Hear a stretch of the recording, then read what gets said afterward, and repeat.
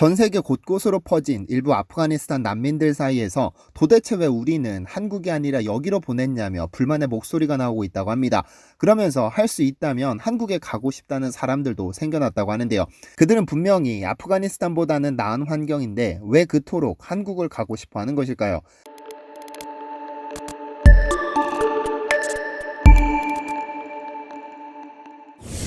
안녕하세요, 디스멘터리입니다. 도대체 한국인들은 적당히를 모르는 건가? 일본의 이코라는 한 유튜버는 전 세계에서 판매되는 다양한 음식을 먹으며 반응을 보여주는 먹방으로 큰 인기를 끌고 있습니다. 그러면서 스스로를 도쿄에서 가장 매운 음식을 잘 먹는 사람이라고 자랑처럼 떠벌리고 다니죠. 그랬던 그가 한 번은 핵 불닭볶음면에 도전해 맛있게 먹는 모습을 공개했는데요.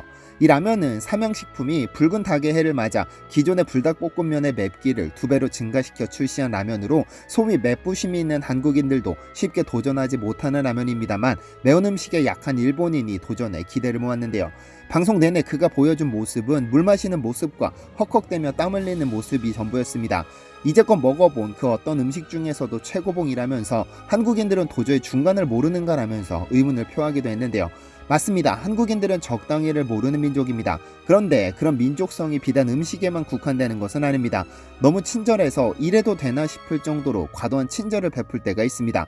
고조선을 건국한 단군 왕검은 널리 인간을 이롭게 하자며 홍익인간을 건국 이념으로 삼았는데 이 네 글자가 우리 DNA에 한 땀 한 땀 새겨져 있기 때문이죠. 지난 8월 31일 미군 수송기가 떠나자마자 아프가니스탄의 수도 카불에서는 자축의 폭죽 소리가 울려 퍼졌습니다. 밤하늘을 수놓은 화려한 폭죽 소리와 함께 아프가니스탄의 미래가 탈레반이라는 감옥 속으로 영원히 갇히고 말았습니다. 미군의 도움으로 잠시나마 자유민주주의의 맛을 본 아프간인들은 다시는 탈레반과 함께 살 수 없다며 전부 공항으로 몰려들었습니다. 어딘지는 몰라도 아프가니스탄보다는 낫겠지라는 심정으로 목적지도 알지 못하는 비행기에 매달리는 그들이 얼마나 절박한지 우리는 알지 못합니다. 이런 그들의 사정을 잘 아는 전 세계 여러 나라는 자신들을 도왔던 아프간인들을 데려가기 위해 두 팔을 걷어붙였습니다. 그로부터 한 달이 채 지나기도 전에 전 세계 곳곳에 퍼진 아프간 난민들의 소식이 전해지기 시작했습니다. 과일과 닭가슴살, 이는 다이어트 식단을 말하는 것이 아닙니다. 미국에 머무는 아프가니스탄 난민들의 식사를 이야기하는 것입니다. 아프가니스탄에서 탈출해 미국 텍사스의 군사기지에 머무는 한 아프간 남성은 자신의 SNS에 이것은 지난 저녁 먹은 음식이며 다음 식사는 12시간 후에 제공된다. 불평이나 비난을 하는 것은 아니다. 난민들의 삶이 안전할 수는 있으나 결코 쉽지만은 않다고 남겼죠. 그의 게시물이 인터넷에 공개되자 전 세계 네티즌들은 대부분 그를 위로하는 글을 남겼지만 일부 누리꾼들은 반찬투성이나 한다며 비난하거나 다시 아프간으로 돌아가라는 상식 이하의 발언을 쏟아내기도 했는데요. 이번에는 폴란드로 가볼까요? 나치 독일의 히틀러가 폴란드를 공격하면서 발발한 제2차 세계대전에서 폴란드인들은 상상도 할 수 없는 고통을 겪었습니다.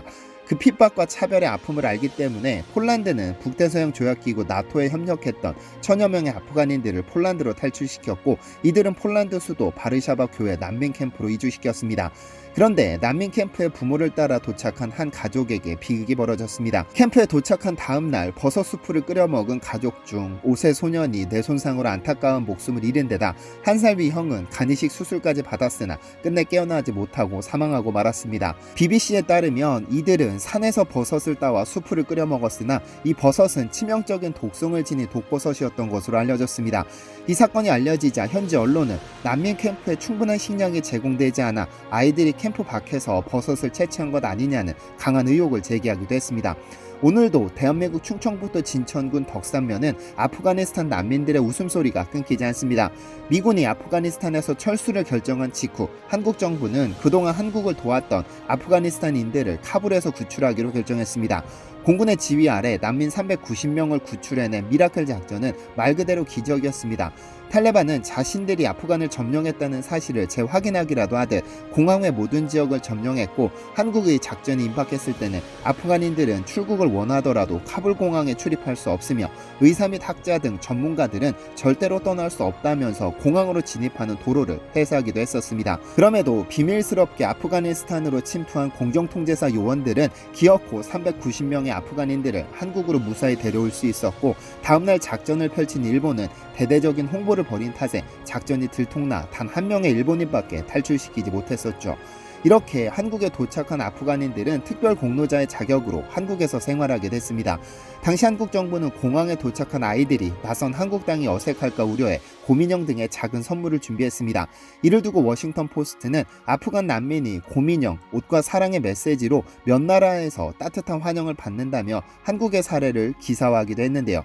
해당 기사에 따르면 혼돈의 아프가니스탄을 탈출한 사람들이 어떤 국가에 가서는 반이민 정책 등으로 국민들이 반대하고 그 시위대와 의견 조율에 골머리를 앓는 반면 가까스로 비행기에 탑승한 소수의 사람들은 도착하자마자 환영을 받는다고 전했습니다.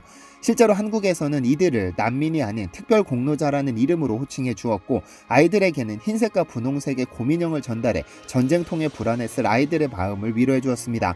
한국이 이렇게 아프가니스탄 난민들을 받아들이는 것에 거리낌이 없었던 이유는 따로 있습니다. 신원 확인도 하지 않고 마구잡이식으로 난민을 받아들였던 몇몇 국가와는 달리 한국은 적절한 서류를 갖춘 선별된 아프간인들만 입국시켰기 때문이죠. 특별 공로자로 한국에 입국한 아프간인들은 대한민국 대사관, 바그란병원, 직업훈련원, 코이카 등에서 근무하며 짧게는 1년부터 8년에 이르는 시간 동안 함께 일하던 동료들이었습니다. 일반 난민과는 확연하게 구분지음으로써 불필요한 혼란을 막을 수 있었죠. 탈레반이 아프간을 점령할 당시 한국이 지은 병원 등이 폭파된 상황이었고 우리를 도와주었던 선한 아프간인들과 그들의 가족을 그곳에 두고 온다는 것은 상상도 할 수 없는 일이었습니다. 어쨌든 3주가량 지난 상황에서 진천에서 목격된 그들의 모습은 놀라움 그 자체였습니다. 아이들은 운동장에서 축구에 여념이 없었고 어린아이들은 일명 붕붕카라고 불리는 어린이 장난감에 푹 빠져 있었습니다. 그 아이들의 얼굴에서는 이제껏 단 한 번도 보지 못한 활짝 핀 미소가 피었는데요. 더 놀라운 것은 아프간 여성들의 상징과도 같은 히잡을 그 누구도 쓰지 않는다는 점이었습니다. 히잡이란 이슬람 여성들의 상징과도 같아 예외 없이 모든 여성이 쓰고 생활해야 합니다. 그러나 한국은 특정 종교에 편향되어 있지 않아 히잡과 같은 것을 쓰지 않아도 아무런 문제가 되지 않습니다. 어른들은 한국 생활에 빠르게 적응해 쓰레기 분리수거 등 필수적인 한국 문화를 배워 자립을 준비하고 있죠. 그런데 이들이 이토록 빠르게 한국에 적응할 수 있었던 것은 한국인 특유의 정도 한몫했습니다. 이슬람 문화권에서 온 그들이 혹시나 한국 생활에 어려움을 겪을까 홍차가 부족하다면 홍차 기부 행렬이 이어지고 아이들이 많다는 말에 이슬람교도가 먹을 수 있도록 할랄 인증을 받은 과자와 음료를 기부하고 아이들용 크레파스와 유아용 마스크는 넘쳐나는 수준입니다. 한국인 특유의 정이 아프간인들에게도 전해졌으면 한다는 따뜻한 마음이 모인 것이죠.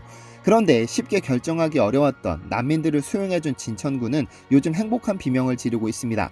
이들을 품어준 진천군을 응원하고자 전국에서 진천군 특산품 구매 행렬이 이어지고 있는 것이죠.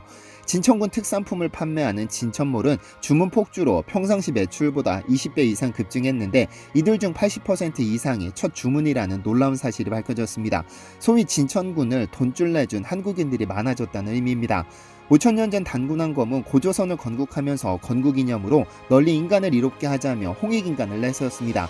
그런 나라에서 태어난 한국인들은 특정 개인이나 특정 집단이 아닌 전 세계 만인을 두루두루 이롭게 하고 있는 것이 아닐까요? 시청해주셔서 감사합니다.